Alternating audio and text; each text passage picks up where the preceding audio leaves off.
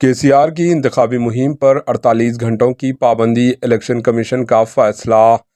Election commission ने BRS के सदर व साबिका चीफ मिनिस्टर के चंद्रशेखर राव केसीआर की इंतखाबी मुहिम पर 48 घंटों की पाबंदी आयद कर दी। इलेक्शन कमीशन ने बताया कि चंद्रशेखर राव केसीआर की इंतखाबी मुहिम पर चारशंबे की रात 8 बजे से 48 घंटों तक के लिए पाबंदी लगा दी है। कांग्रेस कायदीन की शिकायत पर इलेक्शन कमीशन ने केसीआर के खिलाफ कार्रवाई की है।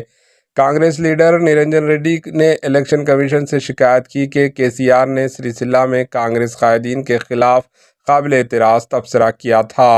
Bureau report, HN news.